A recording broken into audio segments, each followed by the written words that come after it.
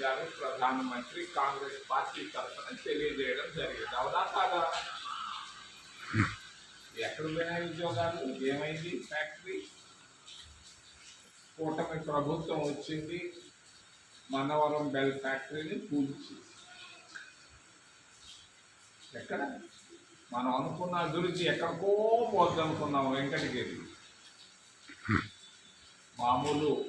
మామూలుగా వచ్చి మనకు జరిగినటువంటి అన్యాయం భారతదేశంలో ఎక్కడా జరిగి ఉండదు. కూటమి భారతీయ జనతా పార్టీ, తెలుగుదేశం పార్టీ, మరి వైసీపీ పార్టీలకు మరి దుగరాజపట్నం ఓడరేవుని తీసుకొని వచ్చాం, మెద్రాసు పోర్టు లాగా. దాన్ని కూడా ఆపేశారు. కూటమి ప్రభుత్వం ఆపేయడం లేదు. ఈ ప్రాంతంలో నిరుద్యోగం ఉండకూడదనే ఉద్దేశంతో ఈ రెండు ప్రభుత్వ రంగ సంస్థలను తీసుకొని వచ్చాం. కాంగ్రెస్ పార్టీ తీసుకొని వచ్చింది, విభజన చట్టంలో పెట్టింది సోనియా గాంధీ. ఏంది? ఐఐటి, ఐసరు ఎక్కడికో పోవాల్సిందని ఎత్తుకొని వచ్చేసాం. సైకిల్ వేసుకున్నాం, పునాదురాళ్ళు వేసుకున్నాం, పూజ చేసేసాం. తమిళనాడు రాష్ట్రంలో కూడా లేదు ఐసరు. మరి అటువంటి దాన్ని మనం రెండు ఫ్యాక్టరీలు సైకిల్గా తెచ్చుకున్నాం, అభివృద్ధి చేసుకున్నాం. మన ఊరికి ఒక జాతీయ రహదారిని తీసుకొని వచ్చాం, 565 ఏర్పేట నుంచి మహారాష్ట్ర దాకా. నేను నాగార్జున సాగర్ దగ్గర మన ఊరికి మనం తీసుకొచ్చినటువంటిది అక్కడ ఉంది 565 జాతీయ రహదారి. మాదేనంటే చెప్తా మీదంటే నేను ఇచ్చిన జాతీయ రహదారి. పాపం డాక్టర్ మన్మోహన్ సింగ్ గారు ఎక్కడున్నారో కానీ పాపం కాంగ్రెస్ పార్టీ చల వల్ల, సోనియా గాంధీ ఆశీస్సుల వల్ల 7 కొండలకి 7 జాతీయ రహదారులు తీసుకొని వచ్చాం యూపీఏ ప్రభుత్వంలో. మరి తిరుపతి నుంచి చెన్నై, తిరుపతి నుంచి కొచ్చిన్, తిరుపతి నుంచి బెంగళూరు, తిరుపతి నుంచి అనంతపూరు, తిరుపతి నుంచి హైదరాబాద్, తిరుపతి నుంచి నాయుడుపేట, తిరుపతి నుంచి రేణుగుంట మీదుగా మహారాష్ట్ర దాకా 3600 కిలోమీటర్లు. ఆ రోజు 20 కోట్లు, ఈరోజు దాదాపుగా 80-90 కోట్లు అవుతా ఉంది ఒక్క కిలోమీటర్. మనం దాదాపు 70,000 కోట్ల రూపాయలు కాంగ్రెస్ పార్టీ వలన తిరుపతి నియోజకవర్గానికి, మన ప్రాంతానికి జాతీయ రహదారులు తెచ్చుకోగలిగాం. తిరుపతి అంతర్జాతీయ విమానాశ్రయాన్ని తెచ్చుకోగలిగాం. మరి దుగరాజపట్నాన్ని తెచ్చాం, మనవరం బెల్ ఫ్యాక్టరీలు తెచ్చాం, ఐసర్లు తెచ్చాం, ఐఐటీలు తెచ్చాం. అన్నీ తెచ్చినా కూడా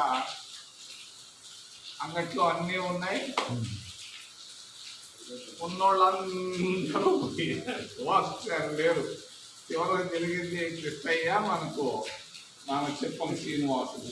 వీళ్ళిద్దరు తప్పించి పాత వాళ్ళు ఎవరుండారు?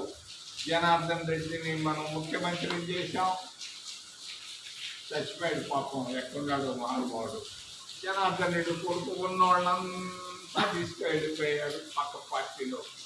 రాజశేఖర్ రెడ్డిని ముఖ్యమంత్రి చేశాం, రాజశేఖర్ రెడ్డి కొడుకు ఉన్నోళ్ళందరినీ తీసుకెళ్ళిపోయారు. ఈ విధంగా కాంగ్రెస్ పార్టీని బలహీనం చేసినారు. దానివల్ల మనం ఎంతో బాధల్లో ఉన్నాం. అందుకొరకే సోనియా గాంధీ గారు, రాహుల్ గాంధీ గారు అమ్మగారిని పంపించారు చూద్దామని. ఎందుకు? పార్టీ పరిస్థితి ఏంటి వెంకటగిరిలో? మరి వెంకటగిరిని బలహీనంగా ఉన్నటువంటి వెంకటగిరిని ఏ విధంగా బలోపేతం చేయాలి, ఏ నాయకుల్ని పెంచాలి, ఏ విధంగా పెంచాలన్న ఉద్దేశంతో వారిని పంపించడం జరిగింది. ఇంకొక మాట చెప్పి ముగిస్తా.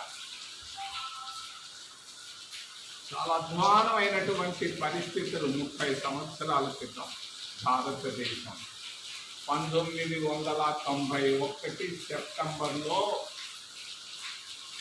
భారతదేశంలో ఉన్నటువంటి ప్రభుత్వానికి సంబంధించిన బంగారుని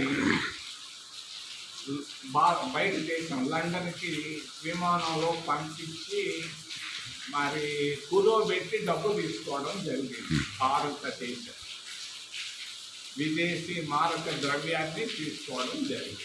ఆ రోజు నేను పివి నరసింహారావు గారిని అడిగాను, అయ్యా ఏంది బంగారు ఏంది, కుదవ పెట్టుకోవడం ఏంది, మనం కుదవ పెట్టుకుంటే నాకు చాలా బాధగా ఉందంటే ఆయన చెప్పొచ్చాను నాకు.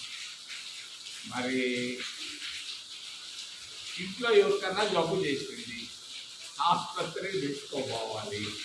ఆసుపత్రికి తీసుకోపోవాలన్నప్పుడు మన ఇంట్లో ఏదన్నా బంగారం ఉంటే కుదవ పెట్టుకుంటాం కదా.